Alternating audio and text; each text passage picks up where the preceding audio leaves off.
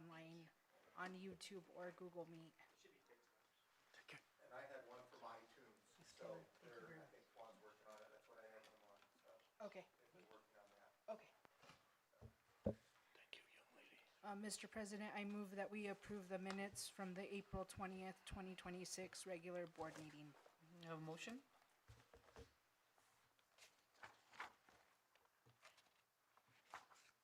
I'll second. And a second. Discussion? No discussion? All in favor of this? Actually, the minutes that we have are almost a transcription of what occurred in the meeting. And that far exceeds the requirement for documenting minutes. And I hope we can kind of reduce the workload for the people that do put together the minutes and keep it only related to the actions taken. And I had that discussion actually with Ms. Fletcher too, so, and by the way, just working on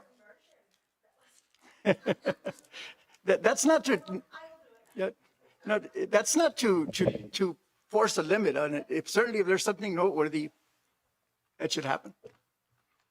It's working now? Okay. Okay, any further discussion? No further discussion, all in favor, signify by saying aye. Aye. And any opposed? We'll move on next to the approval of RFP number 05-19-2026, SPED, SAS staffing and ancillary services. Good evening, Mr. President, members of the board. Thank you for having me here. My first item, I'm asking for approval on this. The past couple of years, I'm usually given short notice on this, and I've done a sole source and piggybacking procurement, and I'm not comfortable with doing that. So I would rather go out for bid and do it this way. So. Can you elaborate on the difference? So sole source is kind of when it's like your only source that's out there, and you got to report to the state and put it on their website and have it there for a little bit. Piggybacking is when you go off someone else's RFP, and that's kind of frowned upon. And there might be issues with theirs, and I don't want to cause auditing issues if there's faults in their RFP process. So I'd rather just go out on my own bid. And that would be sole sourcing or? No, just separate? doing an RFP and having solicit for an RFP. And how is it that we need to do having already the program in place? It's because these positions they've been hard to fill, and so we get contractors that surpass the spending limit. So, I mean, there's special ed teachers, there's occupational therapy, physical therapy, and these positions, they've been open for 2-3 years and haven't been filled. So this is an RFP for the positions that haven't been filled, and the people that are there are going to remain? as of right now, there's a couple of contractors through ACES, which they've already done. It's a cooperative, so they've done the RFP process. And Erica's gotten me their stuff. I'm going to start working on their contracts. Okay. But there's just a lot of positions that aren't filled, or sometimes providers quit in the middle of the year. And at least if we already have providers, we'll already have that, and then special ed won't go without services. Okay, thank you. This is what you want to put in place? Is that? Yes. So you're wanting to make them employees. Like, I think that's where the confusion They're is. not necessarily employees, they're contractors. It's Even just like filling. school psych or speech therapist, we wouldn't offer them a position within the district. It'd be a contracted position. Yeah. Okay. Yep. Okay. Okay. And you think this is a good idea? Yes, because special ed needs these services. Well, And I agree with you. yeah, and we can't fill the positions as employees because people aren't applying for them. But if we contract out, we get more of a response that way, and we don't have to pay benefits. We don't do the retirement. We don't have to. They're not our employees. I understand what you're Yeah. going through. Yeah, and it's hard. just special ed needs these services. To go back to what Ms. Begay said, if there were an applicant that's interested in taking the job, rather, as an employee, would we then move that direction or? So I have it listed in the RFP that some of these services would be needed as PRN, as needed, or they'll be until the positions are filled. Okay, It's listed in the that's fine. RFP. Thank you. I'd like to make a motion to approve RFP 0519-2026 SPED SAS staffing and ancillary services. I'll second that. I have a motion and a second. Any discussion? Any further discussion? No further discussion. All in favor signify by saying aye. Aye. Aye. No opposed. Thank you, Mr. Thank you. Next, Thank we'll you, have ma'am. approval of the You guys aren't done with me. There's three more. There's three more that are mine. the approval of the RFP 05-26-2026 AS Audit Services. So this one, basically, our contract is about to end with Jaramillo, so we need to go out for bid to find auditors to start for the 26-27 fiscal year.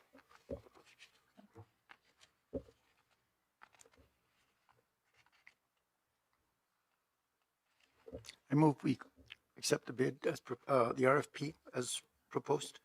Okay, motion I'll second. and a second. Any more discussion? All in favor by signify by saying aye. Yep. Aye.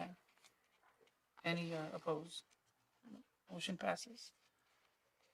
We'll move on to D, option and approval to renew services for FY 26-27 Abeta Physical Therapy. So this one, basically, it's on the last year also. I went out for RFP 2 years ago, and Abeta was awarded as the vendor. This will be their last year, and they opted to renew their contract. So just need your approval for him to continue. And they are in person.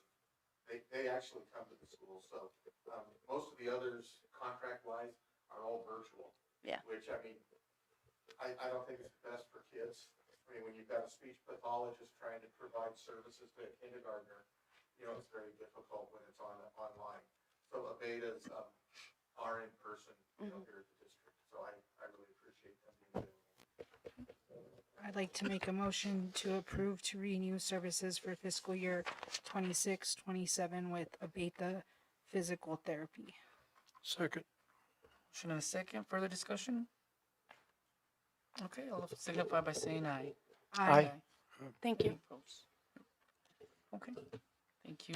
We'll have C now, approval of APEC Solutions Agreement. Is that your sheet? That's mine too. Okay.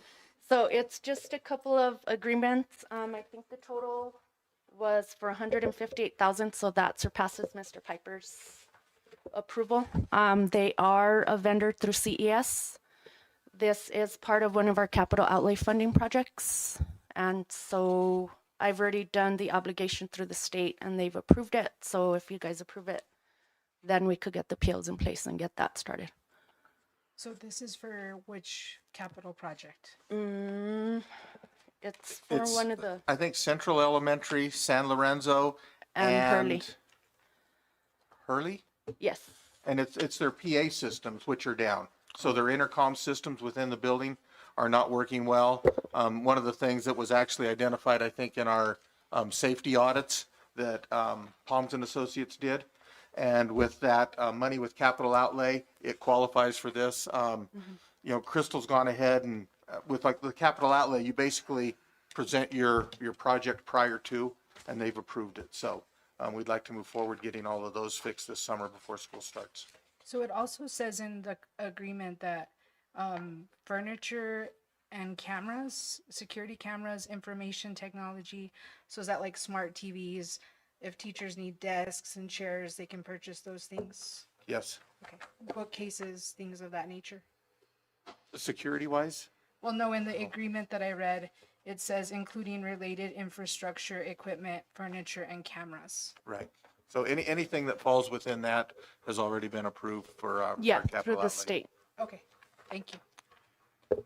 And is the funding source general fund or is it through the? That's our capital outlay money that was Okay. just released. it's not that- Priscilla, Priscilla Lucero's Lucero. our fiscal agent for. But it's not for part of the those funds. technology bond. No, No. it's not part of the ed tech, so, no, And this has no relation to our housing project. no, No, Okay. totally different. totally different fiscal agent too. So is there an additional fee with this project, with them being our fiscal agent as well? We had to pay, I think we've paid out 12,000. There's a percentage that our fiscal 2%. agent gets. It's So I 2%. think we gave them a payment of 12,500. So for each project that they're the fiscal agent? Like the No, I housing- think it's total. I think It's total for the 800,000, which was athletic facilities, and then there was basically 400,000 for the security and that. So it goes back to, I believe, the 2023 capital outlay that came from Lieutenant Governor Morales, Representative Terrazas, and I think some of those security monies came from them as well. So that $1.2 million, they are the fiscal agent for that 1.2 million. Now, we were just approved for another 175,000, I believe, for some maintenance equipment. And Priscilla Lucero said they'll call you and say, just roll it into this. So, and there may be an extra fee because it is just a percentage of what the total is. So for each project, then there is that 2% fee? Yes. Okay.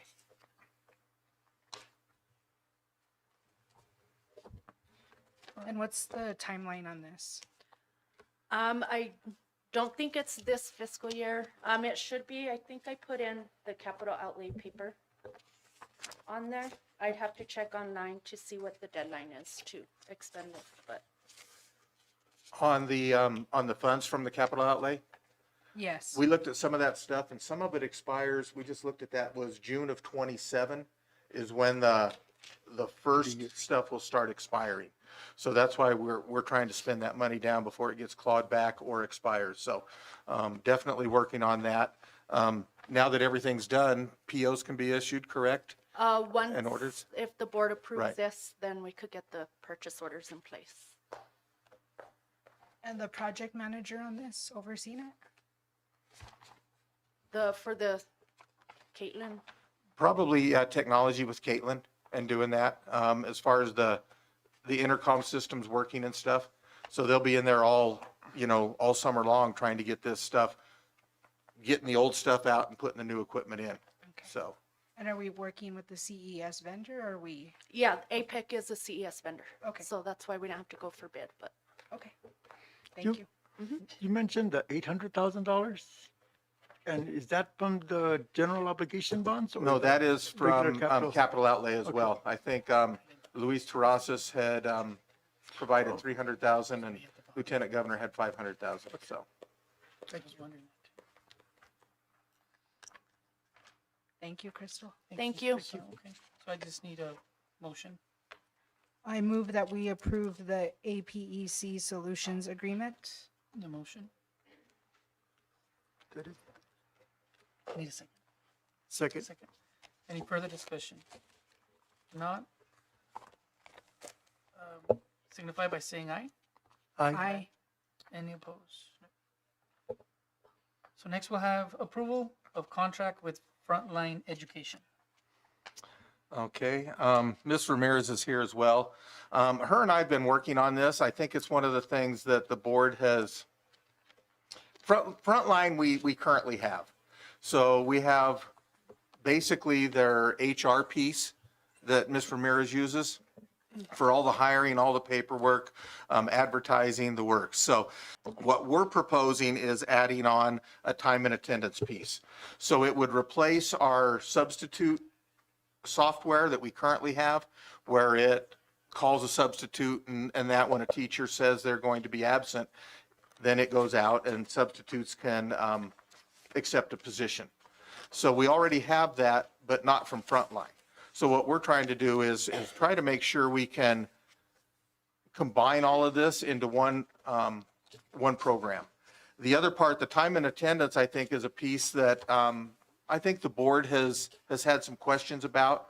I think there'd been some issues before with our people working their hours. So it's actually a biometric system, thumbprint type of thing that would that the employees would log in with. So it can track, you know, our maintenance people, it can track our custodial stuff. So they had other options. You could log in from your cell phone and stuff, but we just thought, you know, the biometric thing that would be just a little more accurate and would be placed at the buildings. So what we looked at was, I believe, 8 units. They'd be located at all the schools, maintenance department, central office. See, that's 6, 7, 8. Yeah, that would be the 8. And so those units would be placed at those facilities where people can log in. And just like I said, thumbprint. So cost-wise, the one thing we looked at is, and I believe this is all can be used with ed tech funding. And one of the things we found with our ed tech funding is there was right at $2 million in our ed tech funding that wasn't being utilized. So we're trying to utilize some of our ed tech funding as opposed to using operational funding. So total cost on this ends up being about, right about $68,000, adding the additional pieces to it.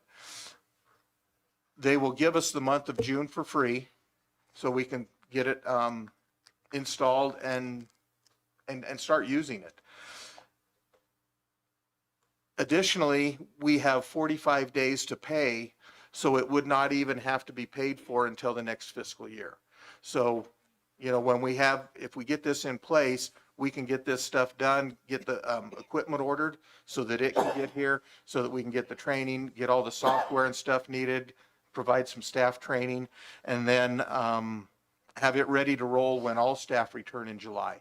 And I think that was one of the goals of the board. I think it was one of the things that was pointed out in previous audits, was the accountability.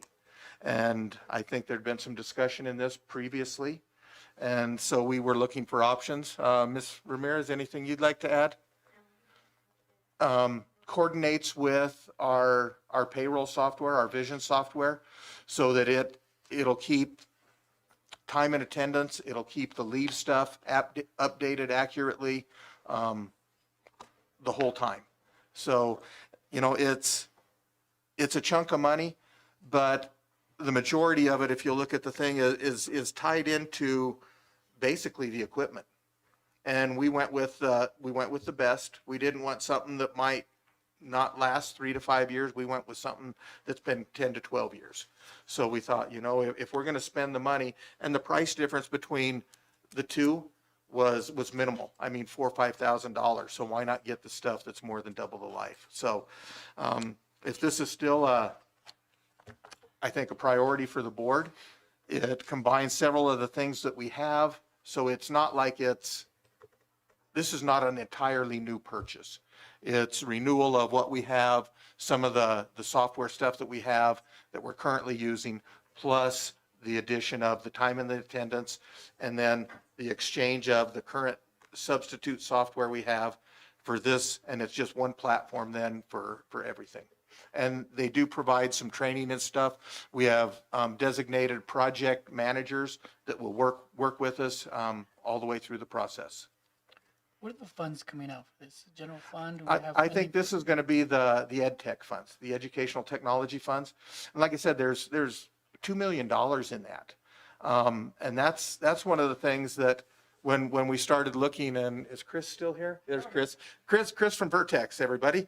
So the thing is, they were a little shocked that that money had not been accessed, because we can use that for some of our curriculum. Yeah, like I was going to say, some of the technology and stuff that we've been paying for out of operational. And if we can use the ed tech funds, then that's going to save our operational funding. So anything that is basically educational technology, our accelerated reader, I mean, a lot of the textbooks now are online, to where those portions can be paid out of these ed tech funds and save our operational funding. I think the first week that Vertex took over, we relabeled some possible purchases that had been labeled operational, and it was a savings of almost $500,000 that we can, you know, possibly move to ed tech funding rather than operational. So I have a question. You just said ed tech. like curriculum for our kids. This is kind of more under keeping track of people's times, finding substitutes. You said you think. So do you have to find out for sure that we can use these? No, funds? we were told that we could use this as part of the educational technology funding. So, And the other question I had is, have you considered using Power School as a substitute finder? So teachers don't have to learn a new system to find subs and they're already used to Power School. There's a system through them, Smart Well- Find Express, and it's super easy to use.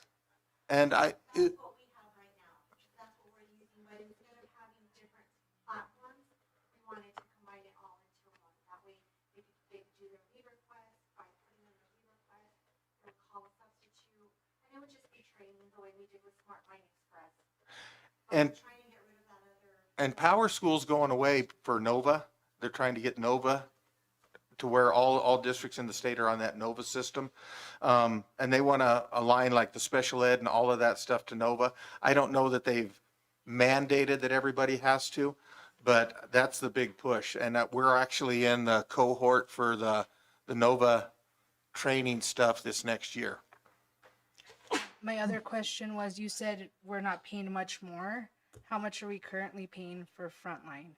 You said it's, how much is our contract currently with them? I don't have the exact amount on what it is currently. You know, the top page of your frontline stuff lists out the, Right, it says Right. about So- 45,000 One time. one Right. time and then about 14,000 annually. and so we're less than the 14 right now because the recurring fee includes the substitute piece as well as the time and attendance piece. So the 14, 13, 791 is what will be the recurring fees. Okay. So that's But you don't know where how we're at. much we currently. I don't know what the current one is because it doesn't have the substitute piece in it. And there is no time and attendance piece. Have you talked to them about warranty on the system? We have, and that's, you know, they've got the people that can work on it and that, so it's nice having one solution that takes care of everything. And I think that's one of the things that Ms. Ramirez and I, when we looked at it, said, instead of having two different people to call for a system, we've got one person that we can call for all of it. And the frontline system, I visited with Norma and it was like, do you want to keep this or do you want to change? And it was, let's keep it all the same. It just, you know, it just seems to flow. It ties right into our time and it ties right into our vision software, which Power School's not tying into there to keep track of my leave. Did I use 1 annual leave? Did I use 5 annual leave? And so the nice piece there is it's updated automatically into that system. So. And I appreciate that it's interfacing with the payroll and that stuff. That is much more compliant with what we're supposed to do in our response for that finding of people getting paid for time not worked. So I appreciate the direction that's going. I'm glad to see it. Well, and like I said, this was the time and attendance piece was really, I think, at the request of, you know, some of the board members and that, so, we took a look at it and this was what we found to be the best solution. I also had a question. We've had some technology problems, like our interview, a Zoom with our superintendent candidates. The sound here, what happens if the system goes down? That's gonna depend on if it's an internal problem, you know, or is it something on their end? Something on their end, we have a complete support team. Something on our end, we rely on Twan, Caitlin, and them. So, like I said, sometimes it takes a little bit to get it fixed, but, you know, I think Twan got the sound going again. And, I think we've switched platforms for some of our stuff. I think going to Google Meets rather than, is that what it was before? So we've switched some of that stuff around too. I don't think we've had any issues with any of the Zoom calls I've been on. So, and maybe going from Zoom to Google Meets or Google Meets to Zoom, whichever one I think has helped, so. As the person who experienced the problem, that was not a Cobre issue, that was a Google issue. And so Google Meets somehow hijacked my microphone. Because my laptop is, Your microphone's on. so it was a Google issue, it hijacked my microphone. My laptop is not even a year old. And I was doing everything on my end, from restarting to going to settings. So there's nothing you can purchase internally to fix Google. You know, and I had a conversation with Caitlin already about why are we dependent on Google? That they're great and they have a lot of free tools, but when you have a lot of open source, it also is open for some challenges. You know, and Zoom might be more expensive, but they also invest a lot of money to not have those challenges because they don't want people who are paying for their platform to complain about them. I agree. Mr. Piper.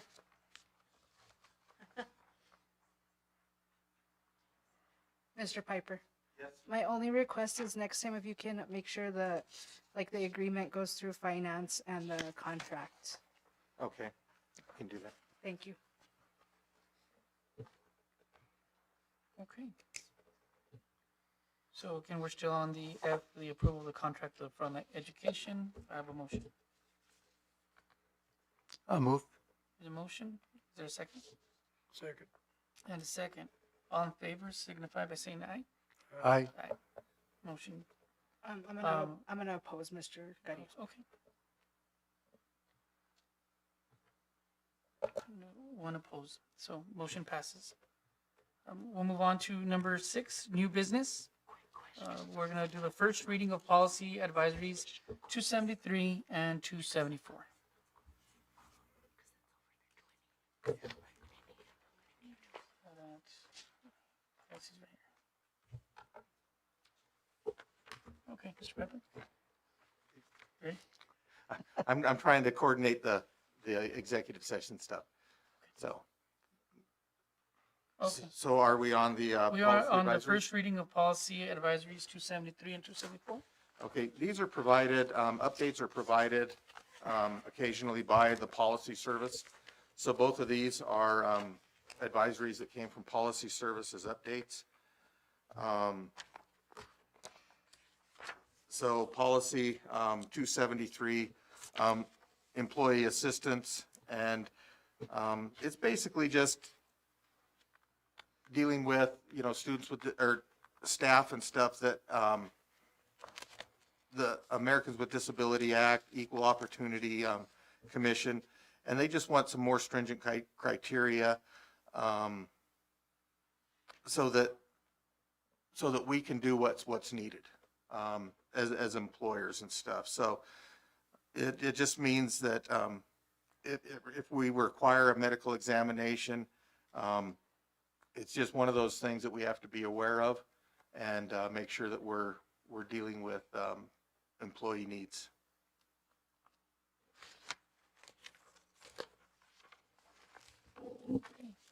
Any further discussion on the first reading of the policy advisories?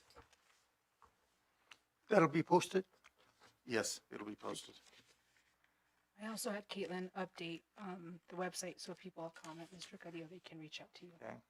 Still had me listed, and Mr. Corey. Okay, so, thank you. I still get a lot of emails, so.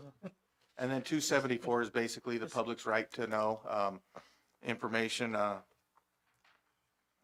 freedom right, public's right to freedom information, basically the IPRA stuff updated there. So the notice required by IPRA to be posted by the records custodian to notify the public of its right to request records must be posted on the district website. So just making sure that all that stuff is taken care of as well. Okay. Okay. So no further discussion, we can move on to B. We'll move on to B, first reading of new policy J-0850, foreign exchange students, J-1 visa, the revision. And this has been worked on by the high school for really preparing for next year with our exchange student and making sure that there's a policy in place that we know exactly what's needed. And not only we know, but the students know, the parents know, the host's family knows. And if the exchange student meets all of the requirements of New Mexico, then they can have the diploma rather than a certificate of completion. One of the issues we ran into is when you get a transcript from another country, it may say math, but it doesn't say Algebra 1, it doesn't say geometry. And so part of this spells out that the organization needs to make sure that the transcripts are translated to a point to where we can actually say, you know what, they took a biology class, they took, a physics class. So, so those are the type of things that this is basically spelling out. And it also says that we do not guarantee the awarding of a high school diploma. I mean, they have to meet the coursework and stuff that the state requires, which in some cases, one of the big ones is the New Mexico history piece that they have to have. But it is available online. It's something that they can take in addition to in-class credits. And most of these students that are coming in these exchanges are quality students, and they will not have a problem meeting the requirements. So.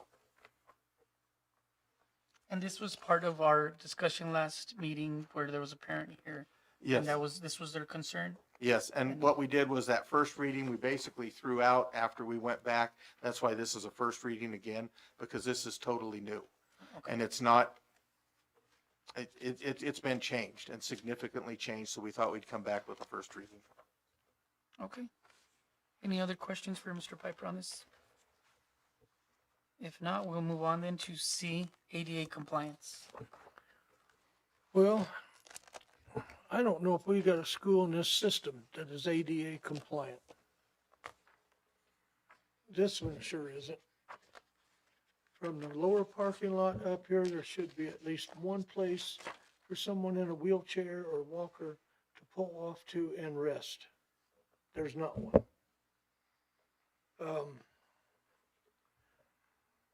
The handicap parking is inadequate.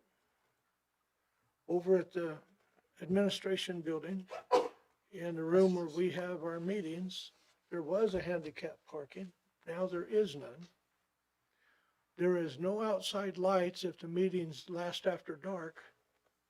It's dangerous with a walker. I can tell you because I almost fell because of the cracks and stuff in the ramp and in the sidewalks. The handicap parking that we did have there has a lot of loose gravel. That causes a problem when you're trying to move and get in and out. I haven't been to the Hurley School to see anything there, but the new school we have in Central, you have one parking spot close to the building, no wheelchair ramp. I talked about using a place in the bus thing to have a ramp, and I was informed that the state doesn't allow a wheelchair ramp in a bus loading zone. Now, we have, what, 4 kids in this school that's in wheelchairs, 3, 4? We have kids in high school that's in wheelchairs. So, yeah, the buses have a lift on them. But what about the people that come here that's handicapped? Hopefully I don't spend the rest of my life in this miserable chair, but if I have to, I'm going to be your worst nightmare. So, Mr. Piper, there's been a talk for months about ADA compliance. I know we talked about like the high school, which at the end there, the concession stand was moved back down. But is there a way that you can possibly arrange for maintenance or someone to just come down and go through each school and see what we can do on an ADA compliance instead of kind of, well, today we're at Bayard and then we notice this, and then next month we're at Snell and then we're gonna notice something else. Is there something that you can possibly arrange to, let's go over all the schools, what's needed for the ADA compliance, parking lot, everything that Mr. Wilkes is kind of bringing to our attention that he's brought up before as well, and see what is needed so that we can either get in compliance or whatever else we need to add and figure out the funding of it, of course, but Okay, maybe just to walk them through some okay, schools. do a Go ahead. walkthrough. Hector, as an example, this school, you got one handicap parking on this upper parking lot. You got 3 or 4 on the lower parking lot. So the only way someone in a wheelchair, and you know, a lot of people have electric wheelchairs, I don't. I am not, I can't get approved because I make $12 a month too much to get approved for any kind of assistance. So to come off that upper lot, I gotta come down that driveway. When you're going down any kind of a hill, wheelchairs don't have brakes, they have locks. And then your hands get burned. Whenever I come over here for something for the kids, I always have to make sure to let Chris know, people that are here for their kids, have a way to get in, because trying to go down that ramp with a walker or a wheelchair from the school to there, I went down it once, YB said, I'll help you get down. He couldn't hold me. I had blisters on my hands from holding the handles on the wheels, trying to keep from going down to the bottom. If you lock the brakes, all it's going to do is unload you and the wheelchair together. Coming up that hill from the lower parking lot is almost impossible for that long stretch. And I haven't been to the members to see how they are, but I bet none of these schools will pass anything with ADA. So with these issues that are coming up, have you had any prior complaints or things that we have to accommodate for students? I mean, Haven't really had anything with the students, but I think like Mr. Wilgus said, they've got lifts and stuff where a lot of times those lifts unload right onto the sidewalk. And generally there's an aid with those students that help them, in most cases. And didn't you have a student at the high school that they was taken out of the wheelchair and carrying into the classroom because nobody knew that there was another way to get into that building? I don't remember that one, Yeah, so. it's out by the wood shop and auto mechanic Oh, shop. there was a substitute at the time in that classroom. And so, yeah, they carried a student and the chair up some steps and stuff, when in reality they could have gone through the welding shop, and rolled right in. So that was basically the substitute didn't realize that there was an alternative way in. go ahead, sir. And that could have cost a lot of money if they would have dropped that kid. Right. Understood. Mr. Leon? I'd like to share an observation. Mr. Wilgus has been here, this is his 5th month. And what have we done since he's been here? Did away with Hold handicap. on.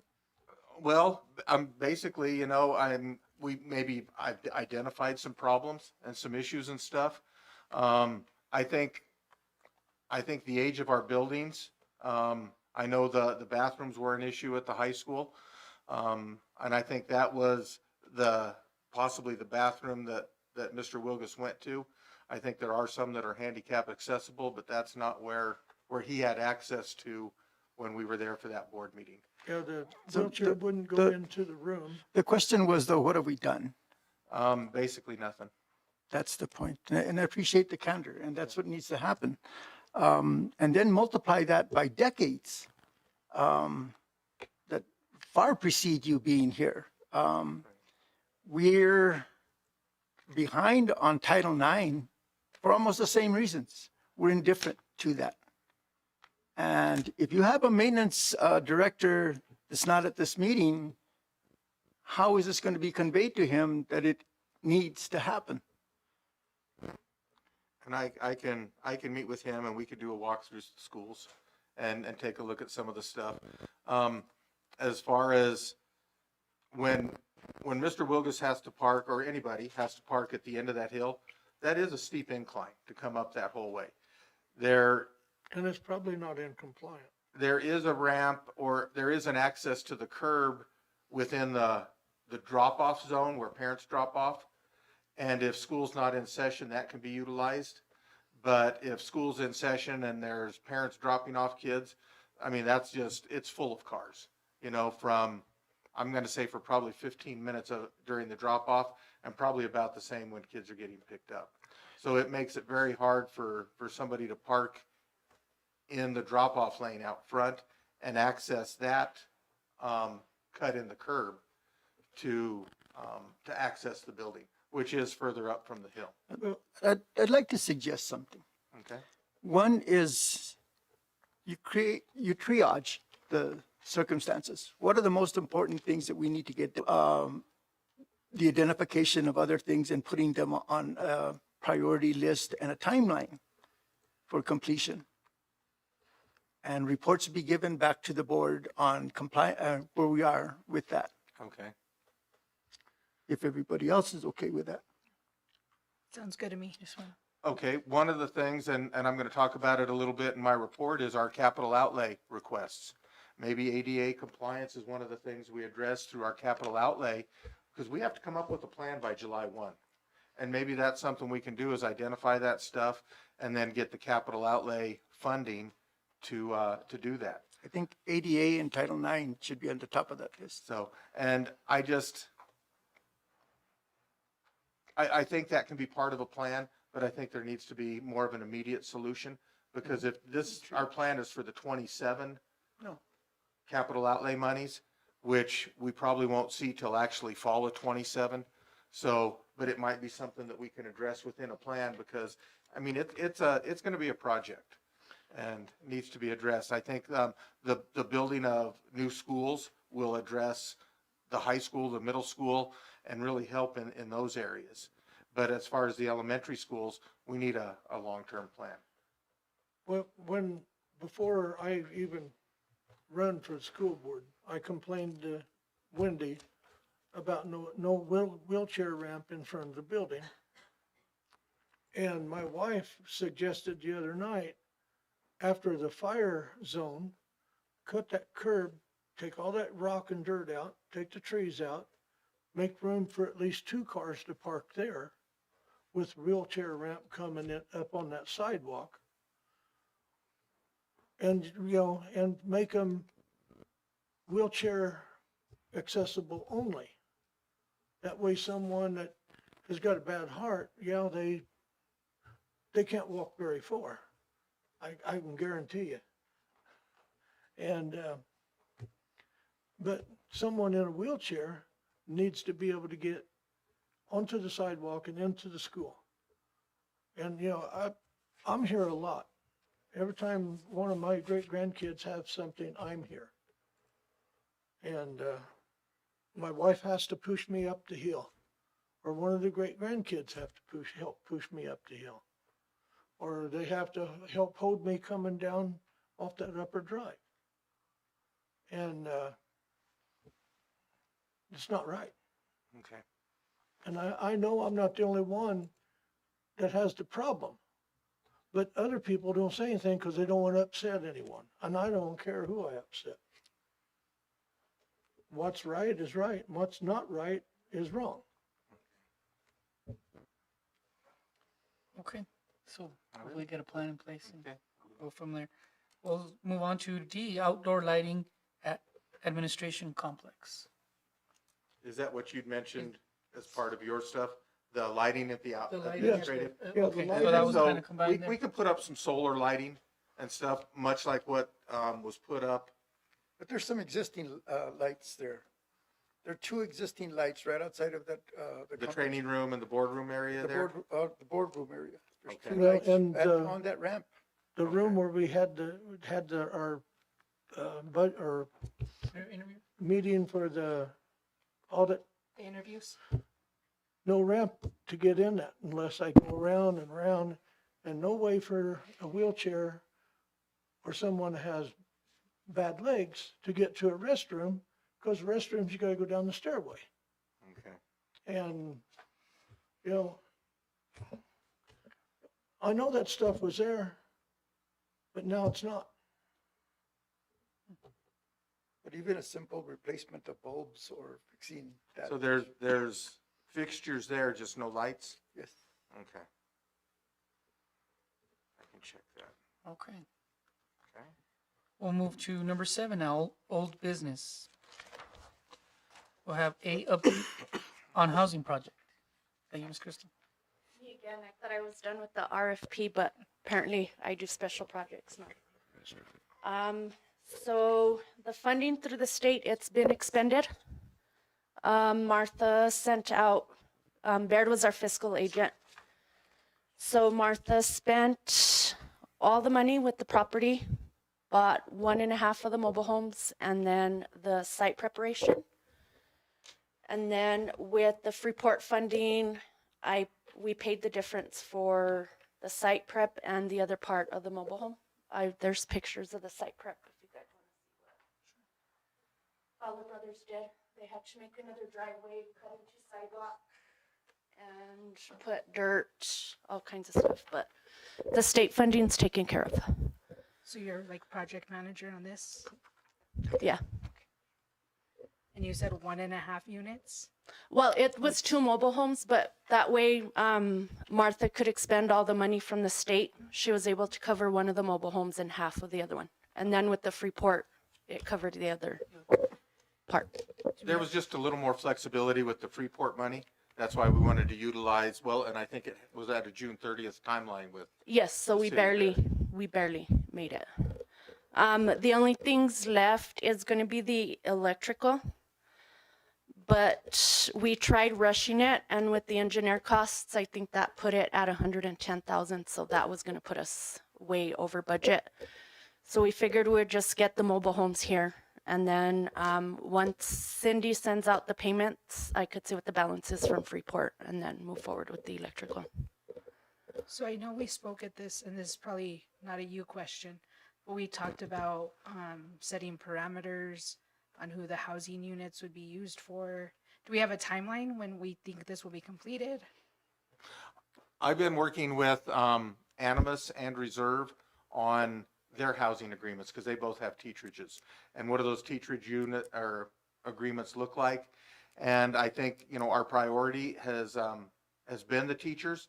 I know the agreement with the Village of Santa Clara outlines who they can go to. And it's specific to that. If by chance we do not need teacherages, I think it can go to law enforcement if needed be.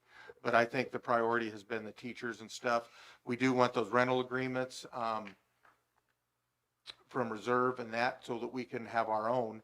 And then we'll have to run that by legal, make sure that, you know, hey, is this going to work and that. So, but they both have teacherages that have been around for years and years. So I think those are a good source for us, and they're within our area.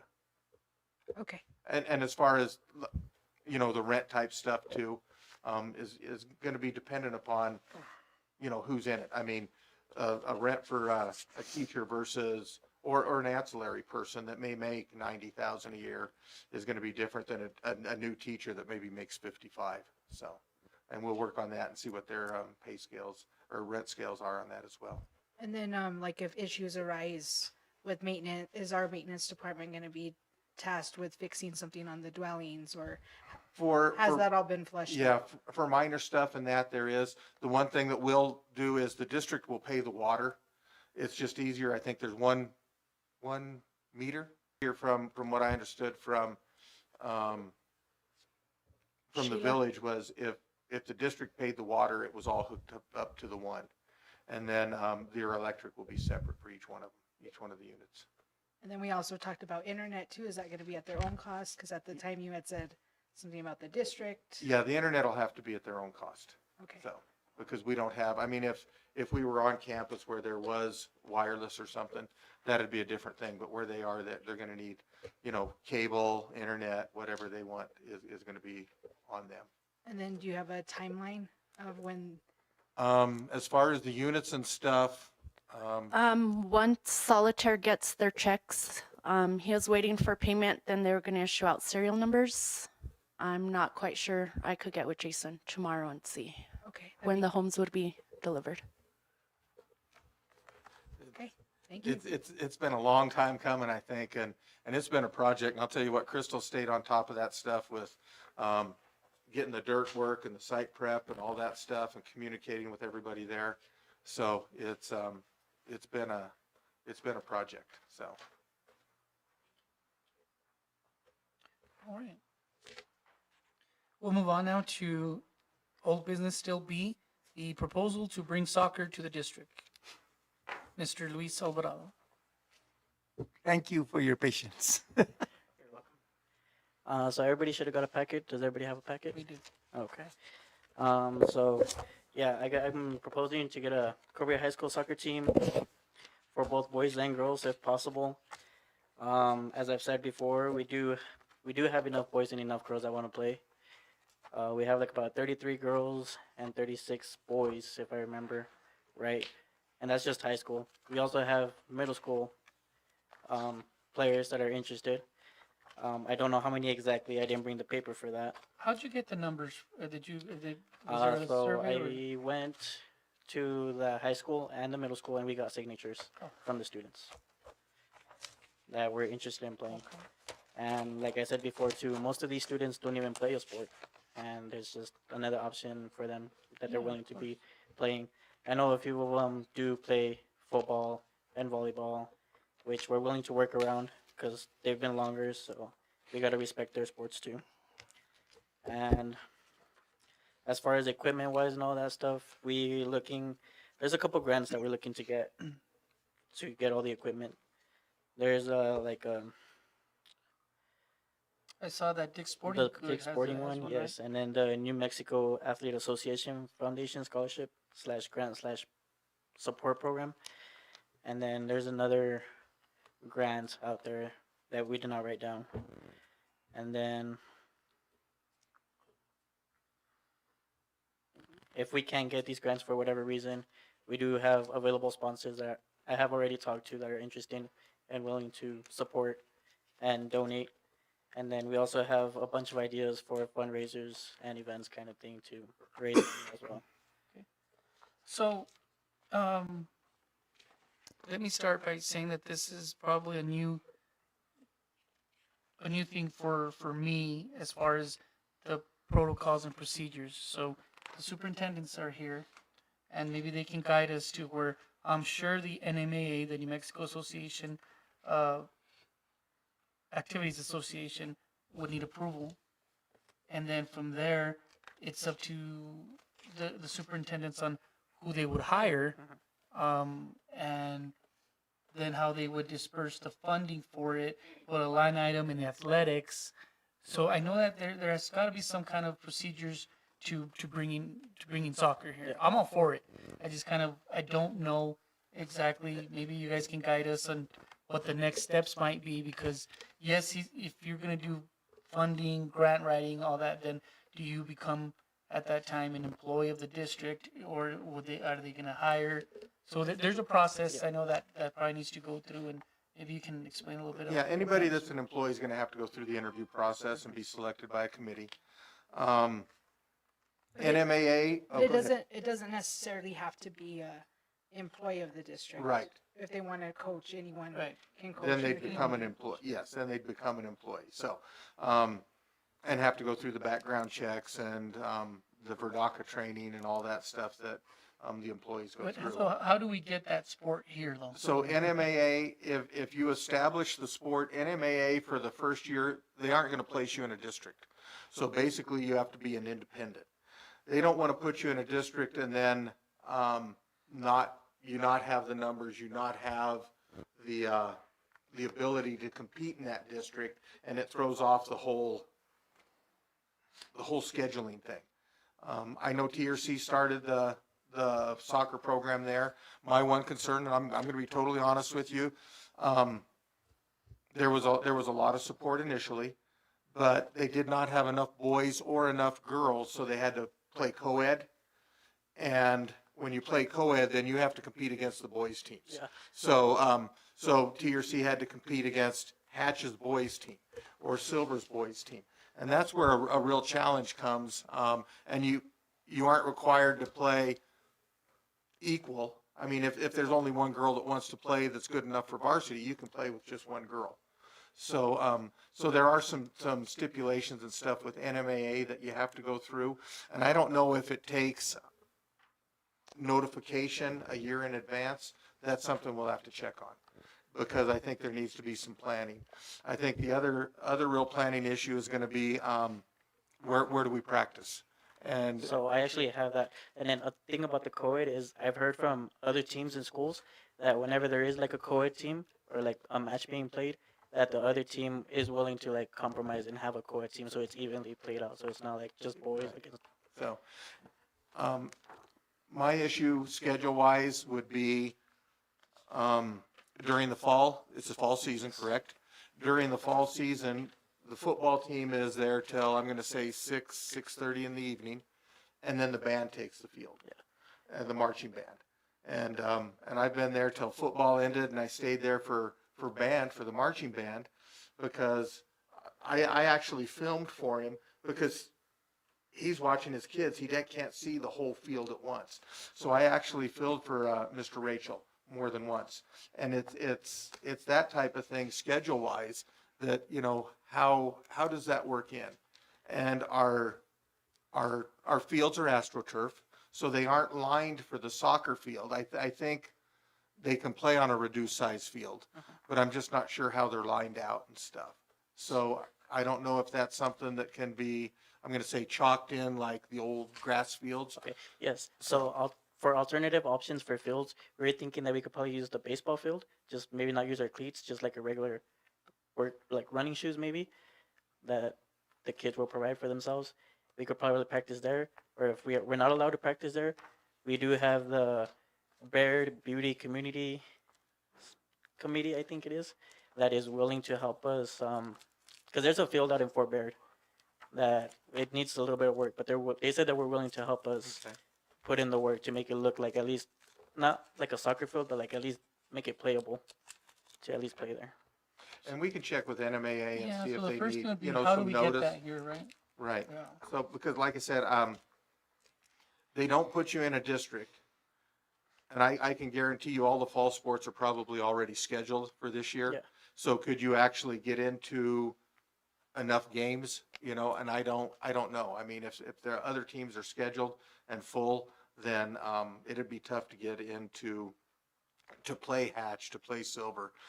There could possibly be maybe some scrimmages, but I don't know what that would look like. So, but I mean, we can arrange a time if you want to call NMAA. We can sit down and I can get a hold of Dusty up there and get some answers. I think that'd be great, because I think this is the second time he's come and presented. Yeah. Right. Well, the first time was public comment, right? Yeah. And then this Yeah. on the agenda. So, and then with that many students that you have that are interested, that's really good numbers. Yeah, and we only need at least 14 players minimum. Okay. So I was thinking maybe splitting them between JV and varsity, or even if we just have one team, cut some players out if we have to. Okay. And we need more sports for kids that don't want to be football, basketball, baseball, softball. We need other sports for the kids that don't want to do that stuff. And it's a shame that we can't provide more. And like Piper was saying, might not be able to play this year, but if we can get it working, at least the kids can start practicing this year for next year. And I'd like to voice my support for it completely in terms of, it is an alternative, and it's a safer sport. It's a universal sport. It's much broader than what we have in football. But the other part too is that there's a lot of things that we could discuss that are going to be difficult to go around. But I think your enthusiasm, I think that if there's that many students, that'll fix itself. I think you can have games that may not be NMAA approved, but they can be scrimmages, they can be whatever, and it'll be a growing time. And within time, then they will be. So I just want to say that that's something I support, and I hope we can do that. Yeah, so Mr. Piper, if you can Yeah, look I'll into get a how, hold of Dusty we can do that. and I know where you work. Okay. So, all right. Good. Okay. Okay, well, thank you. Thank you. Mr. Thank you. Next, we have the Finance Committee report. We had to cancel our finance committee, but we have it rescheduled for tomorrow at 3:45 p.m. Thank you. Next, we have our Audit Committee report. I'll go ahead and update on that, since Ms. Harden's not here. The audit stuff's moving forward. Of course, we know it's executive session, so basically, you know, what we've talked about in there, a lot of that stuff is confidential until the report is released and actually, approved by the state auditor.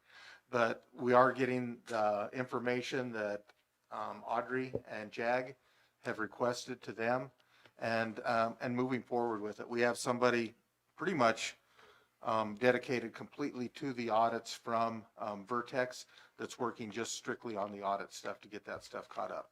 And that's a priority there, so. A question, there seems to be some misunderstanding as to whether the first audit is public information or not. The first, first Special audit, forensic audit. phase one, Yes, I think phase one is public. I think it's on the website. I would say so. So I think phase one is public. They are still trying to finish up phase two of it Understood. and working on the 22-23 audit. So what's not confidential information is timelines. And so do we have a timeline for either one of those two as to when there's expected to be completed? Not since Vertex has taken over. I know they've been looking at stuff and providing stuff to the auditors. Chris, have you been involved in that at all with the audit? Bits and pieces, yeah. Okay. So, you know, But, yeah, so we're working through the outstanding requests from the current, from Jack. As far as their timeline, obviously they're now reviewing the material that's been submitted. You know, as it is so far behind, I'm assuming it's a priority, but we haven't been given a timeline at this point. And there was an issue that I don't know. I guess I'd rather talk about that one in closed session. So okay. So that's something that we'll have to put on specifically for the audit on the Yes. next closed session? yes, Okay, next board meeting? yes. Okay. So, for audit discussion? Okay. We'll move on next to then our board member reports. And I'll start with Mr. Wilgis. Well, I really don't have much, but I got a text today. And for one of the volunteers that helped build the golf course, the police come over and asked him what he was doing. He told him that he was mowing. And then they come back, told him he had to go talk to somebody in your office, was it, or? The guy that was mowing or trying to mow. Anyway, he was told he had to go through all the testing and background and all that. I got a text today, says House Bill 128, 2021. It has Julie Garcia, New Mexico, PSA 1A, Palms Associates. And the way that I understood, as long as the person that's volunteering to do stuff, like the ones on the golf course, if they're not there interacting with the kids, they don't have to go through the background and all that. that's why I give all this information, so that you can call this lady. You know, cause all I'm doing is getting secondhand information. And, you know, he's so upset that he says he'll never help this school again. Cause it was okay for him to work 15 years building it, but he can't go over and mow it now. A lot of people's upset over this golf course. It's not been mowed. They can't go over and practice. They can't, you know. The way I understand, and I haven't been by. I was by there about a week ago, and I could see from damage from some water that, you know, I can't get out and walk around. So, but so I depend on what other people tell me, and a lot of people's upset over this golf course and the condition it's in. It hasn't been mowed that you know of. The green was actually mowed last week, I want to say. I'm going to say the green farthest south, the largest green, was mowed last Because the way I understood Wednesday it, or Thursday. the way I understood my conversation today is the grass is between 4 and 8 inches deep in places over there. On the course or on the greens? One green he said was not right, and the course is, I know Not the, mowed. the mower for the greens is a specific mower. it's broke It can down. adjust for hills and stuff like that. And they did have to, they mowed, I believe, 4 times because it'll only take so much at a time. So to get it down to where it needs to go, it's taken multiple mowings of that green. Yeah, and, you know, when I don't go over to the seniors very often for lunch, but there's 5 guys in the seniors. And they always hit me about the golf course. What's going on? How come this? I said, talk to Piper. And I spent time with Mr. Holgram last week, probably an hour and a half. Went over there and met him. We walked the entire golf course, walked the greens, went in the sheds, figured out who's in charge of what, came up with a plan for the youth golf and trying to expand that, possibly getting the high school golf coach involved. He seems to attract kids. I mean, the golf program, I think in the fall was 4 or 5 kids, and in the spring at one point was up to 20. So if we can get that youth program going, there's plenty of clubs, there's plenty of balls. We just need some interest there. And they were visiting with me the same type of thing. They visited with somebody at NIPSIA, the New Mexico Public School Insurance Authority. And if they aren't actively with kids, then they don't need the background checks. The other thing is, if Little League, do Little League coaches have to go through a background check? Yes. So that's the type of thing that I said, you know, hey, if this is going to be a youth program, then those coaches, even though it's Little League or youth golf, Cobre Youth Golf, need to go through the background check. That's not to be confused with the maintenance part of it, though. Right. The maintenance part of it is what is the urgent issue. And the main green, I talked to Mr. Holdrum today, and actually he called me, and he was concerned about the greens and saying that was high. But particularly around the edges where the water comes down, that's where it gets real high. But looking at the current need, I think, again, is that triage method. Let's fix that, and then we can go on from there. And the commitment wasn't there. I mean, it was flat out, like when we were asking it to be watered regularly, they came back with the excuse, well, we weren't going to water it this month. We were going to wait till the next month to see where we start. It's like, Right. And I did visit with Mr. Holgram on the sand pits. And, you know, we can spray them, we can get more, we can get new sand and get those taken care of. So, you know, and I told him we'd get there, and I'm going to plan on meeting with him next week. This week's pretty busy, But next week, I'm going to meet with him again and visit a little bit more and identify some stuff that, prioritize. Where do we want to start? So, Yeah, and then he told me also, just as a note, a side note, there was somebody up there weeding. They were weeding on that slope of the hill, where it is we're trying to encourage weeds or any kind of ground cover to grow to keep the erosion from the water coming down off that slope into the golf course. So is Brad's back in town? yes. Okay. So just to note on Mr. Wilkes's board member report and on the golf course, completely support it. And I think I've asked you numerous times, Mr. Piper, who's in charge? Who is in charge of this golf course? It's school property. Mr. Holgram, great guy. I've gotten some feedback on everything that he's done for the community, for the program. Then put him in charge. Make him do some paperwork with human resources. Get him in there. The gentleman that you're talking about, I mean, great guy. I don't know them personally, just people that have come to us.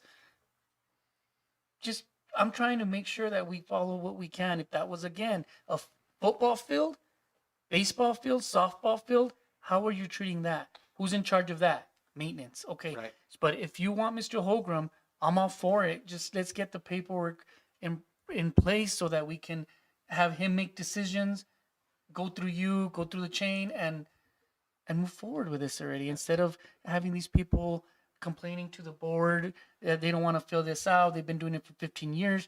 Now that we're changing things, we're not changing things to run them out. We're trying to establish who's in charge, get a chain of command going, and I support all that. as And, long as and we I can think put that in. my conversation with Mr. Holgram was basically he'd like to step back. He says, I mean, I'm out of the country for a number of months. I think he'd like to move out of the country permanently. That's his plan. And that's, I think, a future plan. And he'd like to be able to step back. But honestly, he's probably got more knowledge than the entire maintenance department. Probably more knowledge than the entire school district personnel on the care of a golf course and stuff. Well- And that. Also, the dynamics are pretty hostile. There's a lot of bad blood between the staff that were working there and not attending to the things that Brad asked to, and it was just like, nope, we're not going to do what you say. It was that candid. Okay. There's a lot of hurt feelings on the ones that donated the time building it, because now they feel like unwanted stepchildren. Well, that's unfortunate, and hopefully we can fix that. I mean, maybe we can get Well, Mr. Piper to fix this and move forward. with it. And there's even conflict between a couple of the volunteers, which ends up, being hard to manage as well.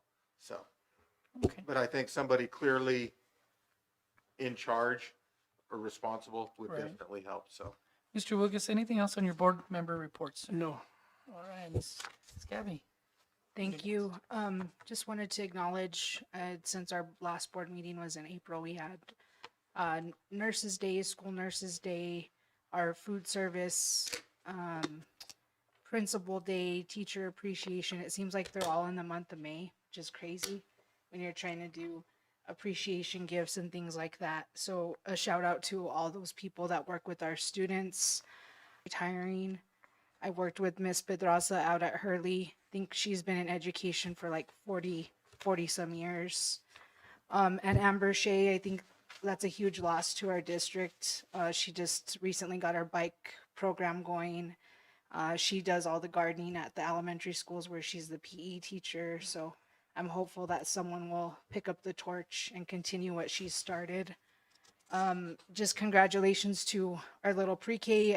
I've seen that they're having promotion ceremonies, kinder graduations. I'm really looking forward to Thursday to graduation. What it's all about is kids. That's why we're here. Thank you to Bayard Elementary for hosting us. The kids did a wonderful performance. The song that they sang was one of my grandmother's favorites, so I really appreciated that. And I wish all the teachers and staff a wonderful, restful summer. I hope you enjoy the time with. Mr. Juliana. Okay. As I mentioned earlier, that I've asked the president and the superintendent to include items that to be put on the agenda, and they haven't been put on the agenda, and I'd like to go through a list of them.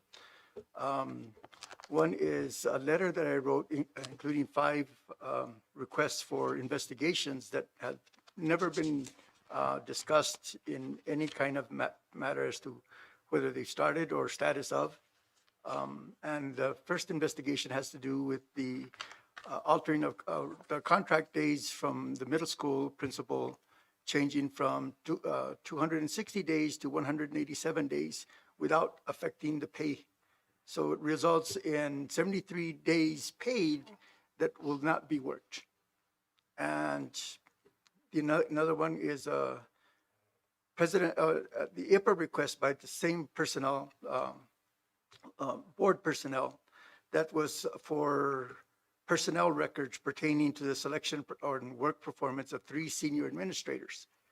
The board policy requires that we don't access, the board members do not access that information unless there is a majority vote by the board to request that information. That never happened. The other one has to do with 3 improper sanctions of myself and the lack of grounds or impropriety of the sanctions, including one that was in January, which was the first meeting of my new term, for which none of that should carry over, but it did. And the board passed that continuing sanction without cause. I mean, there's no authority for that. And there's open meeting act violations by the current board president that are listed here, and exceeding the board authority.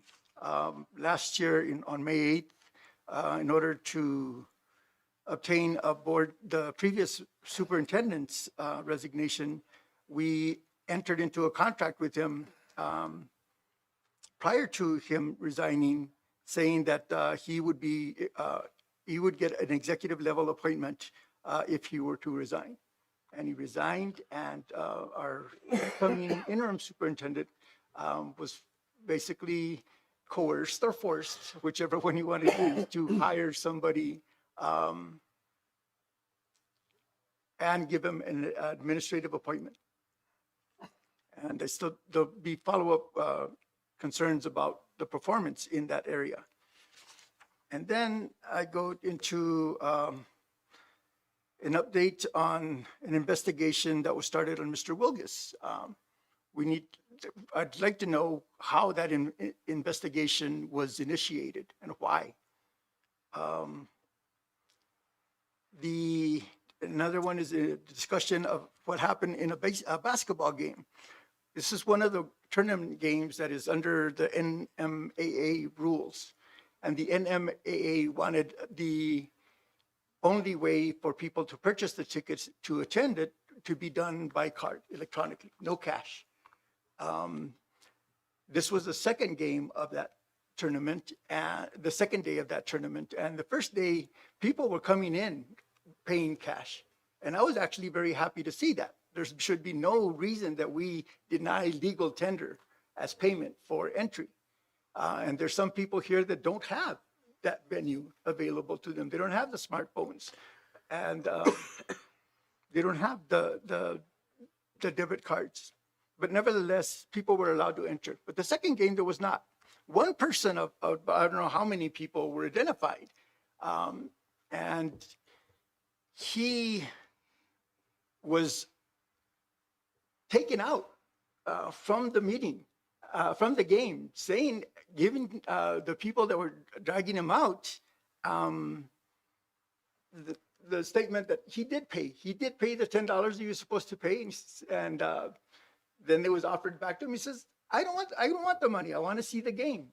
But he was dragged out, and this is a very same employee that brought up some concerns about ADA access to, well, parking to ADA, or handicap parking spaces at the baseball field.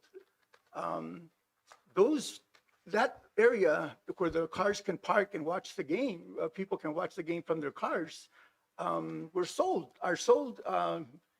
as a fundraiser, including the handicap spots at $100 for the season that they could park there. This person went in to park there and was thrown out. So I can't imagine that happening, but that's a complete disregard there is for public concern and law for that matter. I also asked for the audit, an update on the from the audit committee on the completed actions prescribed by the corrective action plans that were submitted in response to the forensic audit one. That didn't happen. And I'm glad to hear now that we have the timestamp there with the biometric, because that was completely denied. That was said we're not going to have that. And that was a year ago. And now I'm glad to see finally that's been brought back into place. And the documentation on Exhibit 2, which included that the district performed frequent risk assessments for all financial areas on all campuses and monitor procedures over its compliance, along with accountability and non-compliance to prevent, detect, and report situations promptly in the future of internal controls or the lack of progress in these delinquent audit findings. And that was going to be presented to the board. We've not received a single report since the release of that audit. The last one was celebrating the 15th year.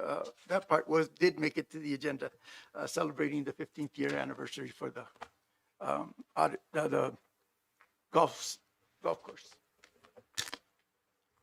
And just to close that discussion, again, there is no authority given to anybody that can choose to keep things out of the agenda that are legally requested by board members.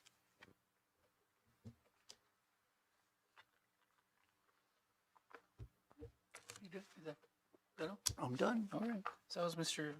Leona's board member reports. I'll give mine briefly. I just want to congratulate people here. I want to congratulate the softball team for finishing second at state. I want to congratulate also Miss Bella Size for making the New Mexico All-Star team. I want to congratulate the Cobre baseball team for reaching state. Also congratulate Mr. Cameron T. Ortiz for making that All-Star team as well. They were just announced today. Want to congratulate Mr. Guadiana's son, Elias, for making it to the state golf championships. Also want to congratulate and hope to meet our new high school principal, Mr. Cesar Alvarez. With that, we have track that Michaela Duarte placed second. Miss Olivia Zunica placed fourth in track in the throwing events. Also want to congratulate a student named Joseph Maui Valencia. He completed a PNM Power Pro program for the class of 2026. Also was on the website, the capstone presentations that all the seniors did. It went very, very well. We were really impressed with all the seniors and their capstone presentations. So what Miss Gabby also said is the month of May was a lot of recognition, especially for our teachers. There was a teacher appreciation week. I want to thank Miss Charlene that helped me give out some donuts to all the schools on behalf of the school board. So didn't think that was a task, but it was a task within itself. We have 6 schools, and my gosh. But we just want to make sure that all our teachers and staff and everybody gets recognized. So it seemed like every school recognized their teachers, their staff, and that was really great to see, even on Facebook, social media. Just to know the appreciation that they have for each other is amazing. So with that, I'll close my board member reports. We'll move on to superintendent report. Mr. Piper. Security updates basically was the intercom stuff. One of the things that President Carrillo and I have actually visited a little bit about is some fencing. And we were told there was some funds that could be used for fencing. So now that Vertex has taken over, we'd like to let them take a look at the budget, see where we're at, and then look at the fencing. And the I sat in fencing on- is at the high school. We at just the want high to school, clarify. yes, specifically the high school. Sat in on basically the op plan for graduation today, and it's amazing how many entrances and stuff there are that have to be covered during activities like this. So looking forward to getting that. Update on a capital outlay plan. This year, for the first time, schools are required to provide a plan. It's called an ICIP plan. My understanding is county governments and stuff have been doing this for years. What they'd like to see is they'd like to see a 5-year plan. But we need to at least have 1 year in on this plan, and it's due by July 1. So it's a very short timeline. We visited very briefly about it. The one thing, it doesn't require board approval. The plan does not require board approval. And it is able to be edited in the fall if we need to, but we need to get this plan done. So we need to come up with some sort of an idea of what we want to do capital outlay wise for the 27 legislative session. Recommended funding amounts, $150,000 to $250,000 is what's recommended for the ask. So if we have some time, Dr. Gutierrez and I, in our tours around the district, we'll look at stuff. I think the ADA thing is something that could definitely, work for that. So suggested projects, if you guys can think of something between now and when Dr. Gutierrez starts, June 15th, I sat in on the training on it. She's had her hands full. So this is something that I want to make sure is completed in a timely manner so we do qualify for that. So if you have any suggested projects, please let us know. What is required is a signed resolution, basically just a letter from the superintendent that says this is what we're planning. And so, like I said, it doesn't require board approval, but if you have suggestions on stuff that we need to look at, please provide them. And I will share the letter with you prior to submission. And I'm just not quite sure with the timing and stuff. I want to make sure that Dr. Gutierrez knows what we're doing, show her the plan, and she'll be the one that has to sign off on it. Because it'll occur after June 15th. So, and very... Oh, Mr. Piper, someone just texts that they can't hear you. Your microphone's not on. How come everybody's turns green but mine? It's Oh.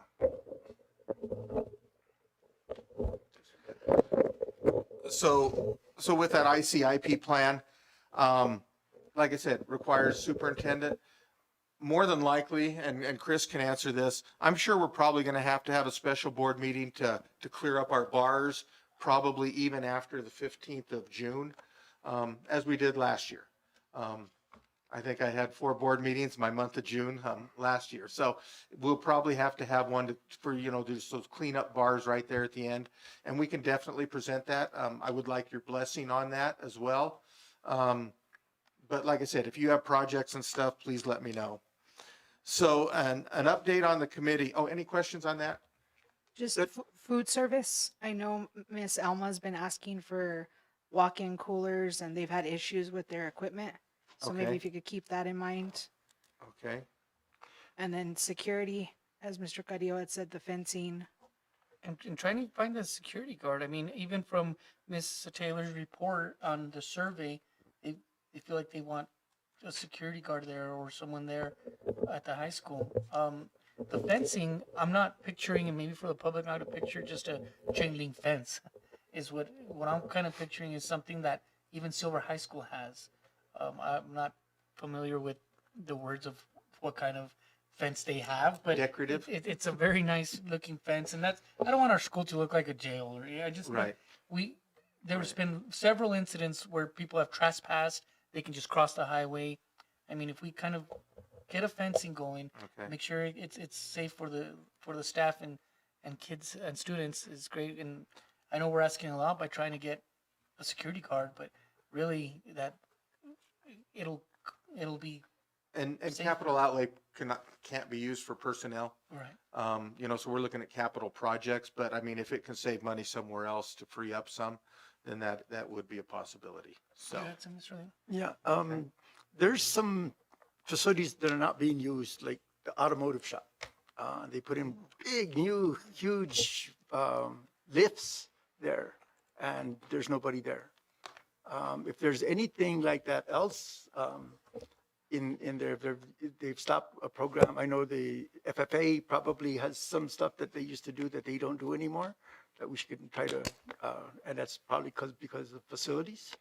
So particularly areas that we've abandoned, we need to bring them back up. okay. We'll look at that as well. So, update on a committee to add Dr. Abe Armandadas to the Howie Morales Stadium. I've received 3 letters. Gotta wake up, Dr. Quinones. I'm sure he's listening. I've received 3 letters, and then I've had some community people verbalize that they would be interested on serving on a committee. According to board policy, the board has to select the community members. Once those are selected, the high school principal, I believe, sits as the non-voting chair of the committee, and then there's staff members and students as well. So I can present you names at the June meeting of those that are interested, and you as a board can decide on who you would like to select for the community members to be represented on the committee. Good. Glad to see that moving forward now. Okay? Thank you. So, and basically fundraisers are in your packet. You've got those, and I mean, it's a busy time. I mean, I thought it might slow down, but summer, but no, they're out there already. So, so that concludes my report. Thank you, Mr. Becker. I'll let Jerry know we're ready. All right, yes, sir. So number 12 now, executive session notice hereby given. So at the Cobre Board of Education will meet in executive session for the following purposes as permitted under the New Mexico Open Meetings Act.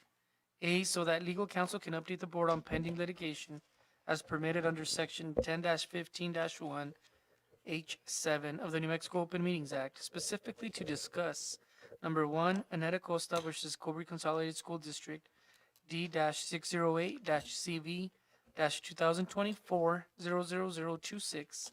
Number 2, Cecilia Joyce Varela versus Cobre Consolidated School District, D-608-CV-2024-00028. Number 3, Diana Davis versus Cobre Consolidated School District, D-608-CV-2024-00031. Number 4, Melissa Minus versus Cobre Consolidated School District, D-608-CV-2024-00029. And number 5, Marine Peru, ETAL versus Cobre Consolidated School District, D-608-CV-2023-00280. Mr. President, I move that we go into executive session for the reasons just listed.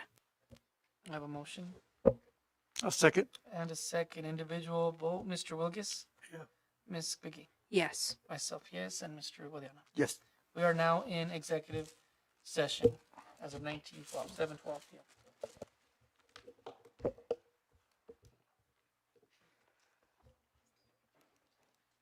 Where are we headed?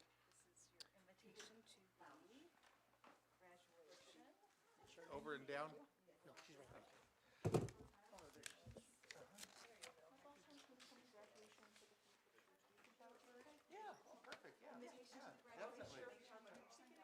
No, there's not a ticketing system. You're welcome. Watch social media because there'll be some suggestions on where to park and stuff. So yes, definitely, so. Oh. All right, good. I saw the online one, so, okay.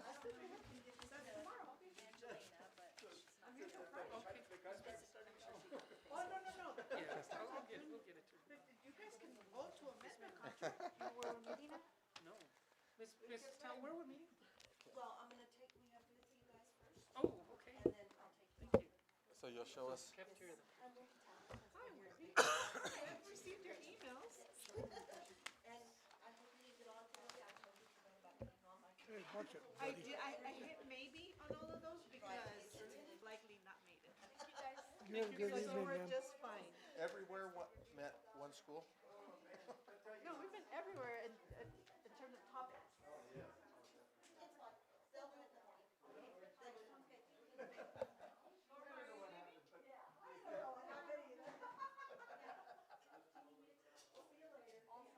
That's a directive.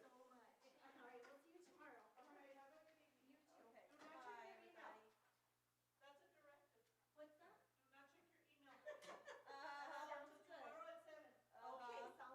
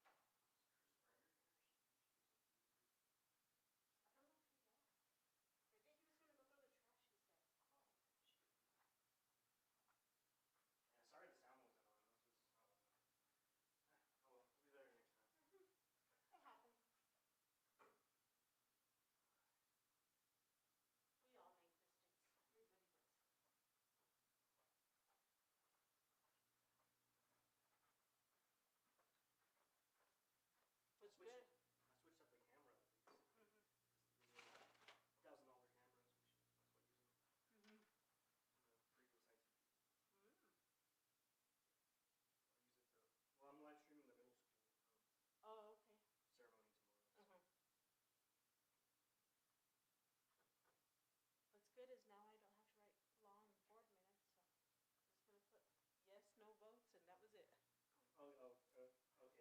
They're cool with that? Yeah, he's the one, that was the one that said not to be doing them so long.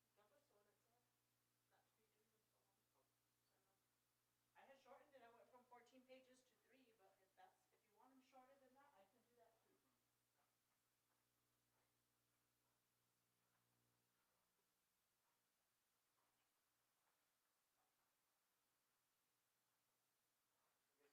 I really want all the deep reads. Yeah.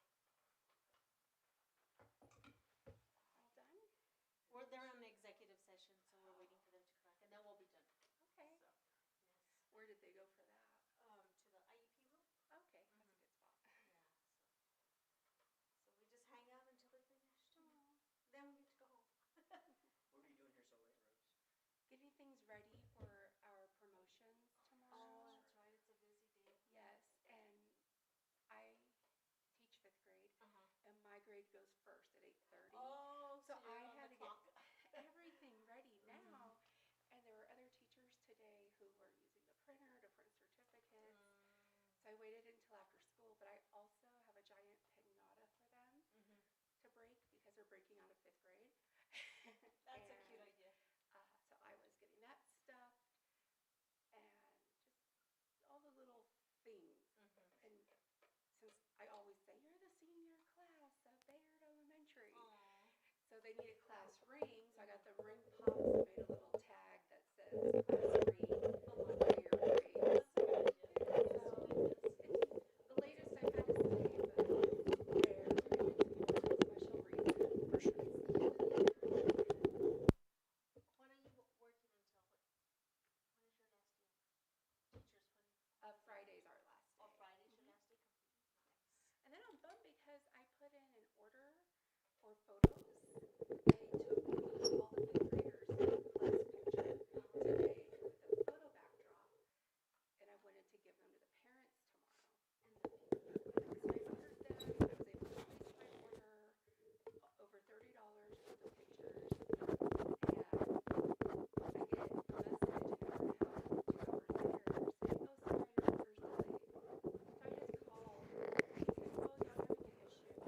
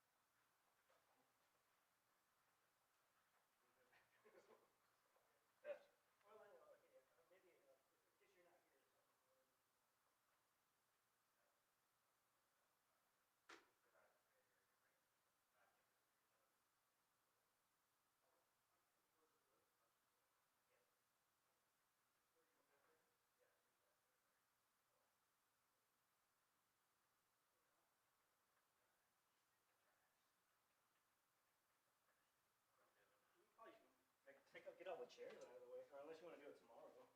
I don't think We're thinking to do it like probably tomorrow because we have to have the motion tomorrow too. Gotcha. We could probably take the speaker down, I mean, they're just gonna adjourn the meeting, right, afterwards? Like, Mr. Wilkins doesn't need to hear them, if, like, adjourn the meeting or anything. Maybe, I don't know. I'll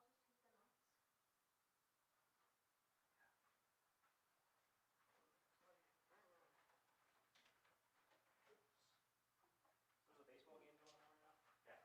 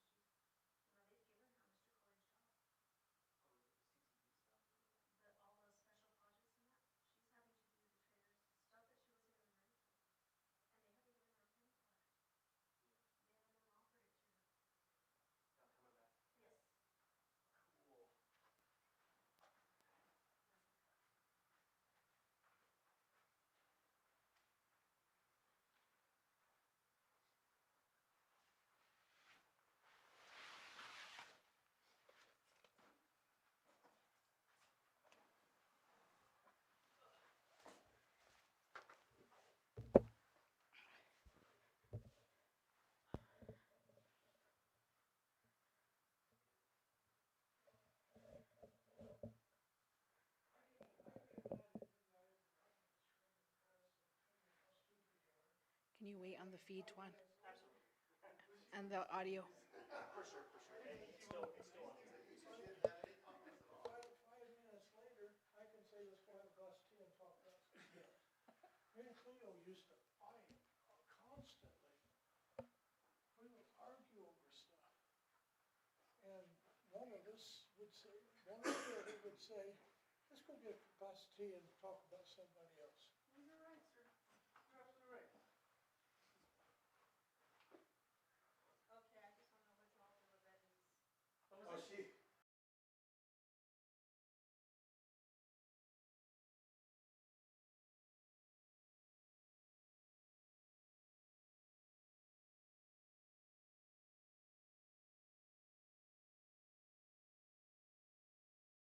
Sometime this week. Yeah, you know, I didn't confirm with you on email, but I did confirm with you months ago that you have a gown Yes, in fact, I have them. for me. there you go. Charlene, what time do we need to be there at? They're in my truck outside. I thought they said 5:30. 5:30? And Okay. it starts at 6, and we're gonna meet in the old gym, in the back, the Okay. old gym. And we can still park in the back? Yes, they're gonna have parking for you, and they're gonna have, refreshments for you. Okay. Did we hear who the guest speaker is? Graduation? And I meant to ask him today, and I didn't ask him The guest speaker? who the guest speaker was. They told us it was Julie. It was gonna be Julie. Not no but more? with what's happened, she was pretty shook up and afraid, so I don't know. Just. so is there a, if I go in the back side of the building, is there a place closer than? If you go down Jones Street, am I correct? Mm-hmm. Handicap parking and stuff, Jones Street down that way, you can park right in front of that, old gym, the little gym. So you can park right there and, what can we do for you during graduation? Are you gonna stay seated? Are you going to? I'm gonna be in a wheelchair. 'cause Okay, walker's I was too gonna bad. say, yeah, I don't think there's any way, I already told Mr. Salcido that we need to make accommodations. okay, so, I know they've got ramps and stuff set up. Well, I think when David Terrazas was on the board, he couldn't physically make it out to the stage because he had surgery, but they had offered to open.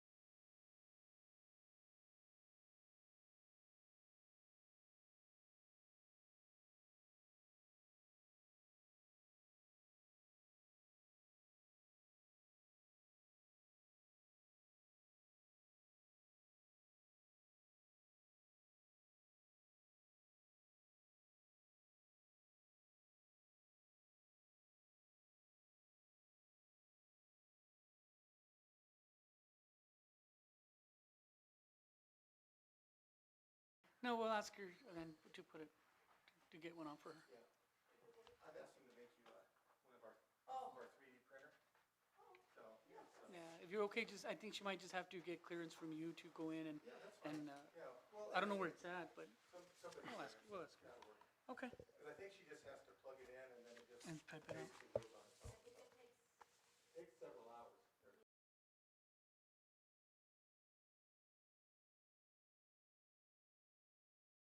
Okay, so the time is 8:38. Reconvene in open session.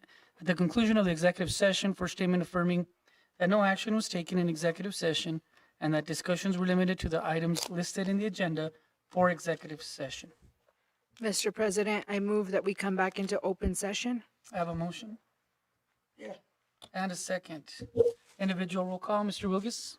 Yeah. Ms. Begay? Yes. Ms. Self, yes. Mr. Odiana? Yes.